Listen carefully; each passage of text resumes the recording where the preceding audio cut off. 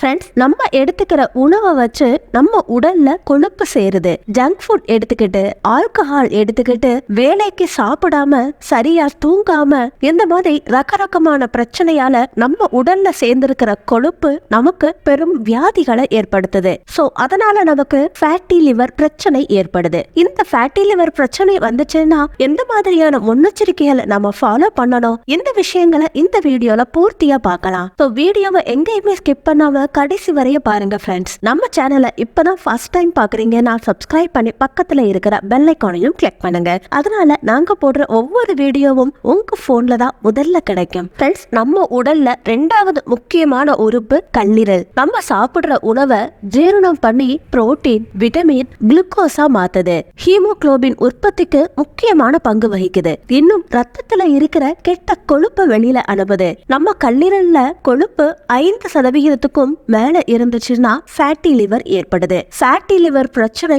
உயிருக்கே ஆபத்தானது. Fatty liver பிரச்சனை வந்துச்சுன்னா உடனே பண்ண வேண்டியது நாள் தவறாம எக்ஸசைஸ் இல்லாட்டி வாக்கிங். காலையிலயோ ஈவினிங் நேரத்திலயோ கணிசமா தினமும் அரை மணி நேரமாவது வாக்கிங் போகணும். ஃபேட்டி லிவர் பிரச்சனையை குறைக்கிறதுக்கு ஆரோக்கியமான உணவை எடுத்துக்கணும். சரியான அளவு தூக்கம் இல்லாட்டாலும் இந்த பிரச்சனை ஏற்படுது. அதுக்காக தான் சரியான அளவு தூக்கம் இருக்கிற மாதிரி பாத்துக்கோங்க. கிட்டத்தட்ட 7 மணி நேரம் தூங்கணும். அது கூட இரவு நேர உறக்கம் மட்டும்தான். தூக்கம் சரியா இருந்துச்சுன்னா நம்ம லிவர், கல்லீரல் ஆரோக்கியமா இருக்குது. முக்கியமா மட்டன், பீஃப், மதுபானம் குடிக்கிறவங்களுக்கு இந்த பிரச்சனை அதிகமா இருக்குது. இது எல்லாமே நம்மளோட லிவரை ஃபேட்டியா மாத்துது. அதனாலதான் ப்ராசஸ்டு ஃபுட், சுகர் ட்ரிங்க்குக்கு முடிஞ்ச வரைக்கும் தூரமா இருங்க.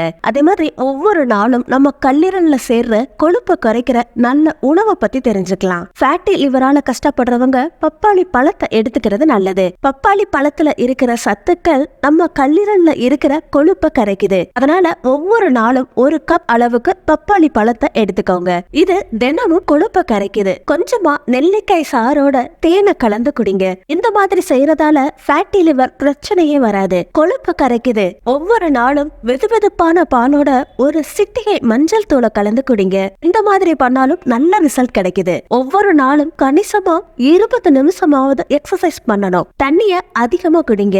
ஆனா இந்த ஃபேட்டி லிவரை குறைக்கிறதுக்கு ஏதாவது ட்ரிங்க் இருக்கா அப்படின்னு கேட்டீங்கன்னா கண்டிப்பா இருக்குது. முதல்ல லிவரை நம்ம டிடாக்சிஃபை பண்றது ரொம்ப முக்கியம். லிவர்ல இருக்கிற கொழுப்பை கரைக்கிறதுக்கு விரதம் இருக்கிறதுங்கிறது ரொம்ப ரொம்ப முக்கியமானது. எனக்குன்னா விரதம் இருக்கிற நேரத்துல நம்மளோட உடல் தன்னைத்தானே கியூர் பண்ணுது. அதனால நம்ம உடல்ல இருக்கிற கொழுப்பு கொஞ்சம் கொஞ்சமா குறைய ஆரம்பிக்குது. அந்த நேரத்துல நீங்க லிக்விட் டயட்டை எடுத்துக்கிறது ரொம்ப நல்லது. லிக்விட் டயட்னு திரும்ப அதிக கொழுப்பு உள்ள ட்ரிங்க் பக்கம் போக கூடாது. இதுக்காக நீங்க பெருசா பண்ணணும்னு ஒண்ணு அவசியம் கிடையாது. ஒரு கிளாஸ் வெதுவெதுப்பான தண்ணியில கொஞ்சம் லெமன் ஜூஸ கலந்து குடிச்சாலே போதும். ஒருவேளை இந்த மாதிரி உங்களால குடிக்க முடியலாட்டி இது கூட நீங்க சுகரையோ வெள்ளத்தையோ கலக்க கூடாது. தேனை மட்டும் தான் பயன்படுத்தணும். இந்த மாதிரி நீங்க தேனை ஆட் பண்றப்பதான் இந்த லெமன் ட்ரிங்க் நல்ல பெனிஃபிட்ட கொடுக்குது. இதனால ஃபேட்டி லிவர் பிரச்சனையை குறைச்சிடலாம். இந்த மாதிரி வாரத்துக்கு ஒரு தடவையாவது கண்டிப்பா பண்ணுங்க. இந்த வாட்டர் டயட் வெறும் ஃபேட்டி லிவர் இருக்கிறவங்க மட்டும் கிடையாது ஃப்ரெண்ட்ஸ். ஆரோக்கியமா